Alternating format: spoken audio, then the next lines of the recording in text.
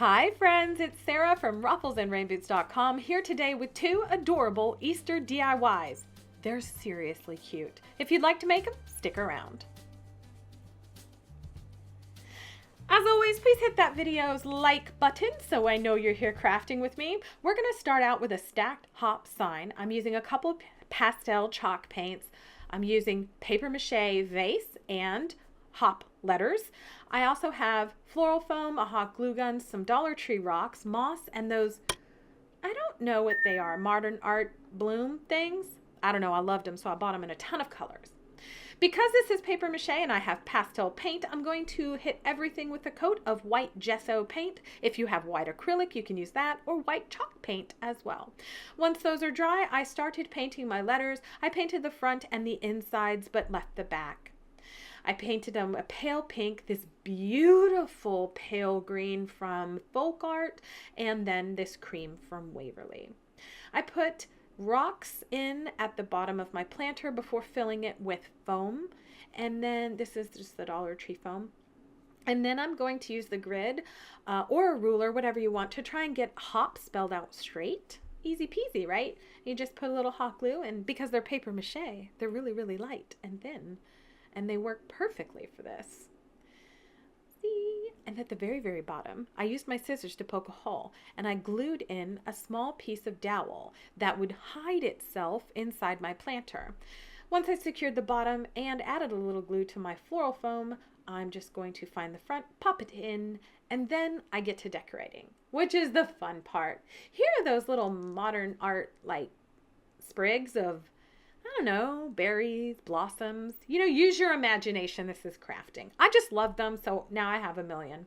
All right, so then I just popped in some beautiful moss. This is a variegated greens, and then wherever the joins of the letters were, I added a little moss and some of those modern art thingies, and here is what it is. Oh, so pretty. That's in natural light. You can see it's very pale, very pastel, goes with my peonies, but look, that's my favorite part. I don't know why. What's your favorite part? Let me know in the comments down below. And now, here's what everybody was asking me about. I'd shared in another video. These were in the background. So yes, I did record them that day. I'm going to use Dollar Tree eggs. Just don't use the wooden eggs. You remember these you can get at the craft store? Don't use these. They're way too heavy for what we're going to do. So any plastic egg, any size will work. Anything less than about a 4-inch egg. I didn't end up using that bamboo skewer, but if you use larger eggs, you may have to put skewers in for the chick feet. So you can use any wire. You can see I have a few different sizes here, 14 gauge, the 20 gauge. This is the black Dollar Tree wire, but you see how there's holes in the eggs?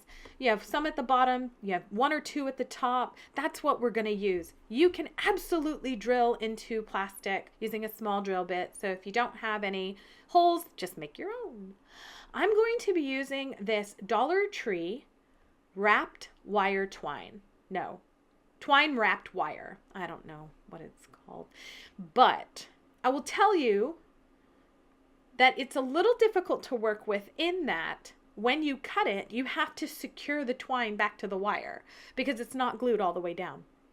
It worked for me. Maybe it'll work for you. It's not that much of a hassle, but that was just something I wasn't expecting.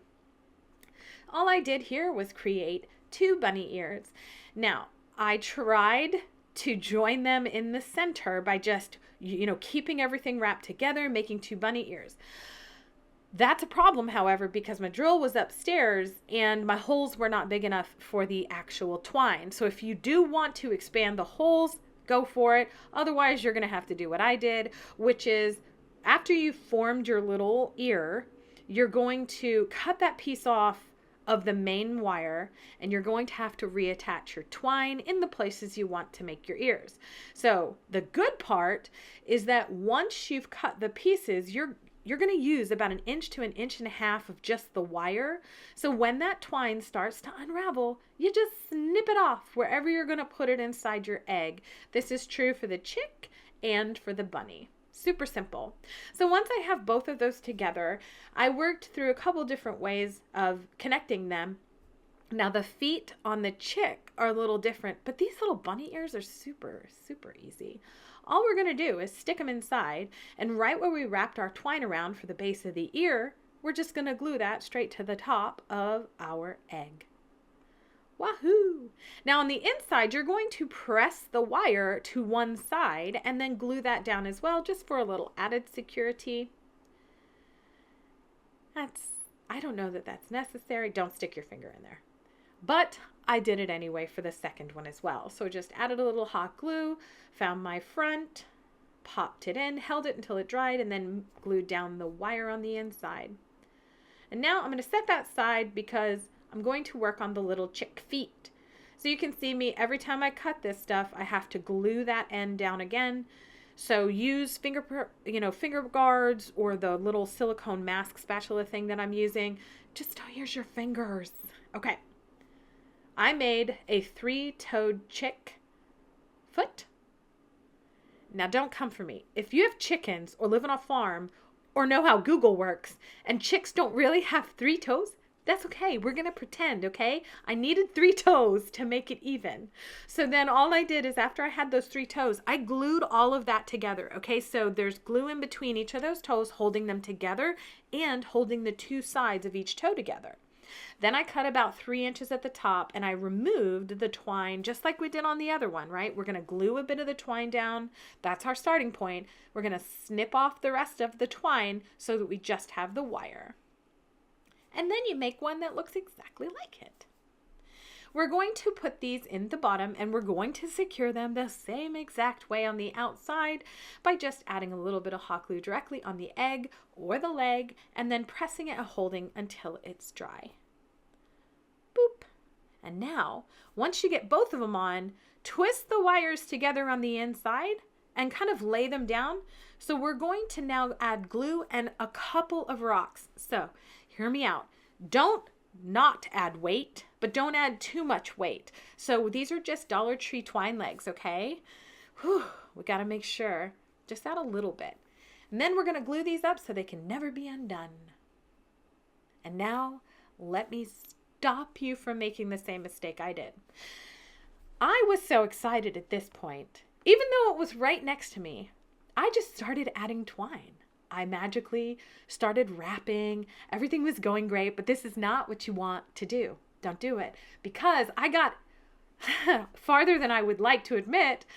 And then I realized when you moved it, you could see the bright magenta egg through the twine. So stop before you start and paint everything. Just give it, this is the paint I use because I can't find brown paint in my craft room to save my life. So I just used the Elephant Gray from Waverly chalk paint, pop that on.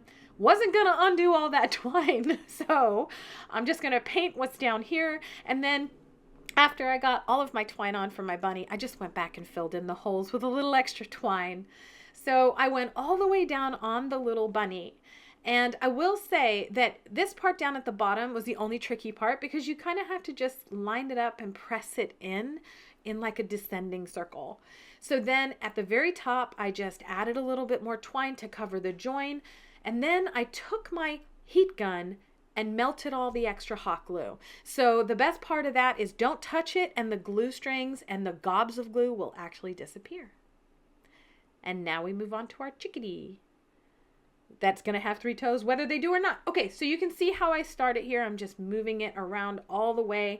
When you get to the bottom, so when you flip it over, go ahead and grab that spatula again. Don't use your fingers because, yeah, grab the spatula, use my fingers. I burned myself right there.